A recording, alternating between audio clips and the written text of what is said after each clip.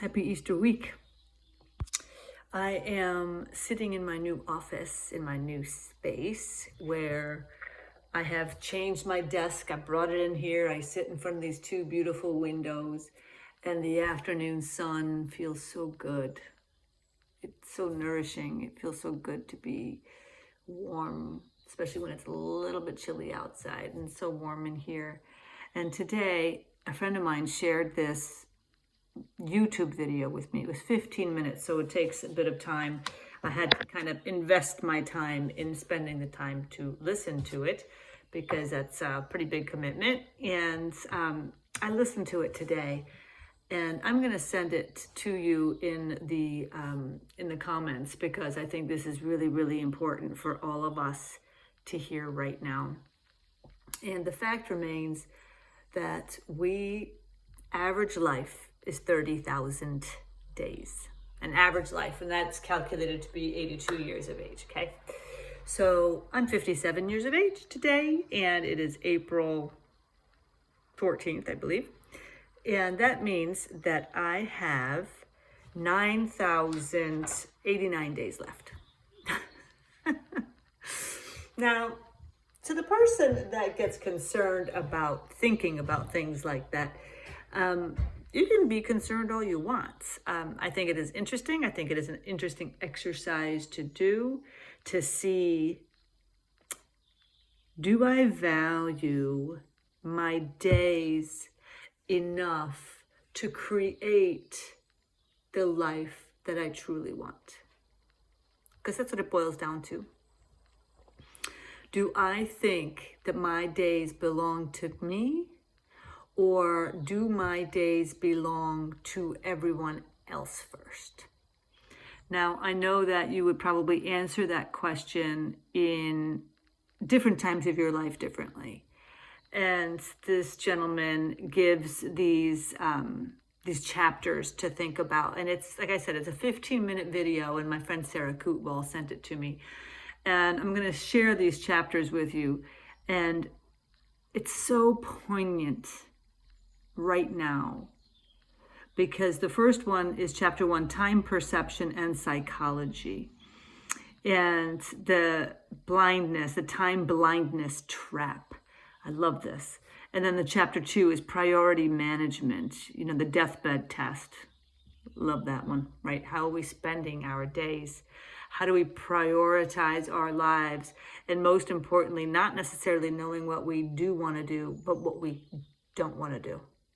What am I not signing up for anymore? I'm not signing up for taking other people's problems on as my own, because they're not, never were. But you see, that was something I had to understand myself. I had to grasp that myself by growing into that. Next one is relationship dynamics, and the small details of our relationships. Do we spend our time working, and then our family sitting right next to us, and we don't talk to them because we're working the whole time, as an example. Next one is career and purpose, chapter 4. When this was so good, because when we step outside of our comfort zone, that it's only like one step outside of our comfort zone that we actually can have a beautiful career and live a life on purpose. And they gave a really beautiful drawing on this, and I was like, wow. It actually made me go, things that make you go, All right, next one is health and vitality, the importance of sleep. Thomas and I, we sleep probably a minimum of 10 hours a night.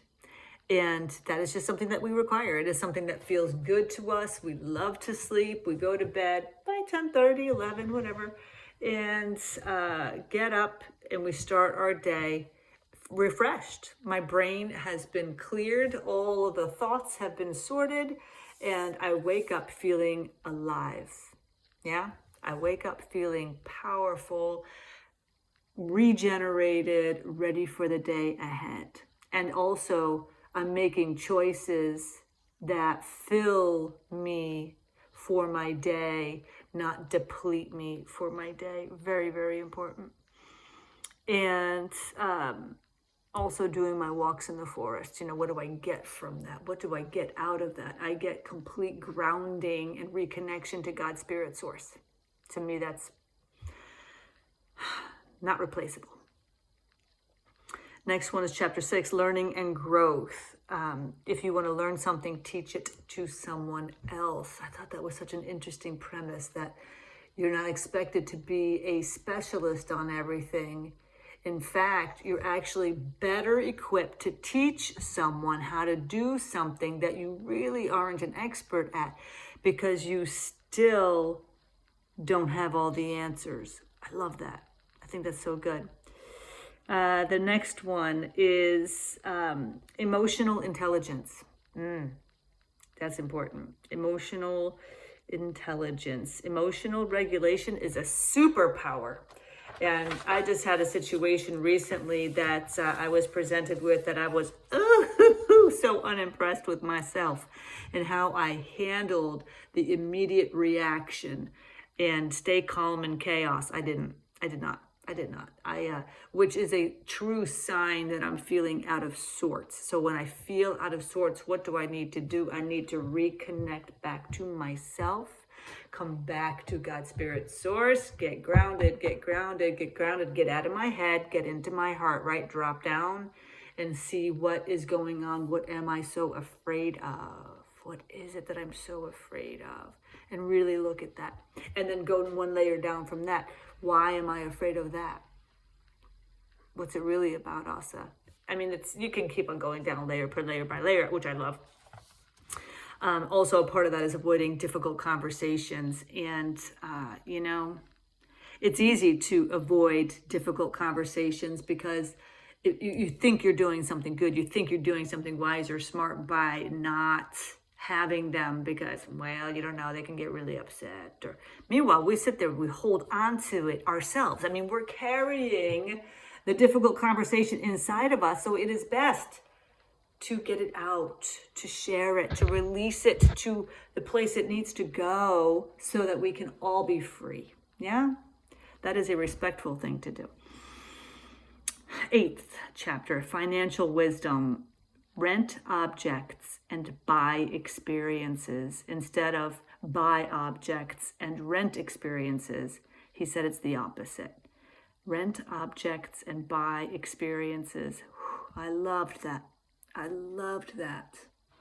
What's more important, having things or being with somebody that I love? No question. 9, creative living. Love this.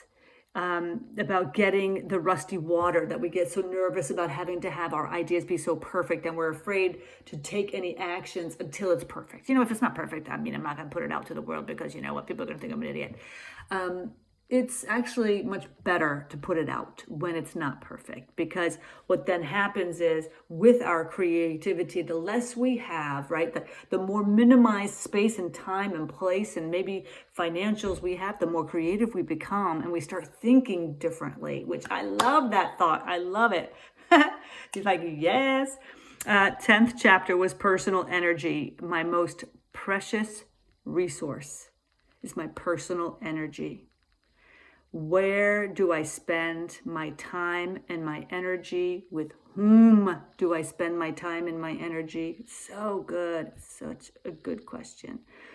And that's also a part of decluttering, Swedish death cleaning. It's all about cleaning up, not just things, people, places, things that don't serve us anymore. Let's just look at it, okay? Social capital. Who do you know? Connecting, not collecting. I love that.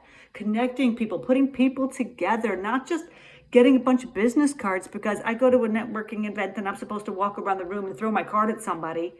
Oh, no. I don't think so. And also friendship maintenance. I love that. How do you maintain your friendships? How do you take care of checking in with people and making sure that they feel good? And how are they doing? Such good stuff. 12 is mental models. my mind's shortcut, what happens after what happens next. Multiple perspectives, collect patterns, not facts. Ooh, I love patterns. I love seeing the patterns that I create. Also my shadow work, which, it's hard to do, but it's still important to look at. Like, what am I creating, recreating all the time, over and over and over again? What am I doing here? Why am I doing it? Why do I keep bringing it back to me? Because it needs to be solved. It needs to be looked at. It needs to be brought up. It needs to be dusted off. Let's take a look at this now. Let's take a look at this and let's do something about this. This is perfect. Collect patterns, not facts. So, okay, this is what's going to happen next, as if I know what's going to happen next. But what do I really care about is what's going to happen after that. And how do I don't create the situation or the instance to begin with? How can I eliminate that? By looking at my patterns, which I love. And the last chapter is life design. Life doesn't happen to me. I design it. How can it actually be designed? How can I create a life by designing my own metrics? I decide what's important. I decide what is the most important to me. Is it money first? Is it career first? Is it my children first? Whatever. I don't have kids, but I have a cat.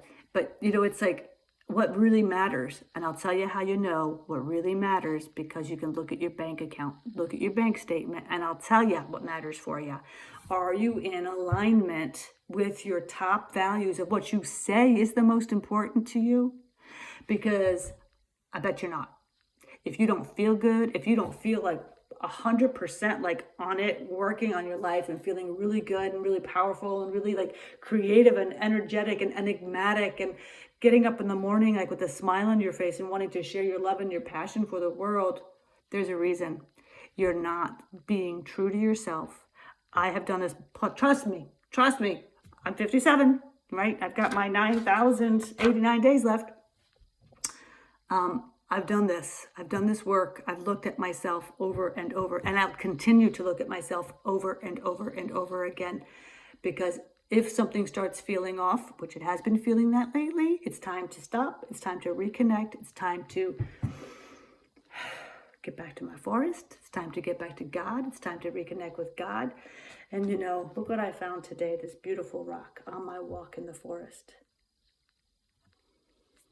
Found a rock the shape of a heart, granite in the shape of a heart. God is with me. Whatever you believe in, whatever you think in is higher than you, whatever higher purpose there is around us, whatever it is. But for me, having a continual life review, if it doesn't feel good, it's not good. How can I change it? What do I need to do? What are my patterns? How can I reflect? How can I change it? And I sit here in my new office with these two cards in front of me. This one, collect moments, not things. Yes, absolutely. And then this beautiful card that I've carried with me for years. My barn having burned to the ground, I can now see the moon. What barn do you need to figuratively burn down so that you can see the moon? This is what I mean by doing your monthly reviews, your daily reviews of your life. And if you're not feeling good, it's up to you to change it. I'm with you on the ride. Take care. Bye-bye.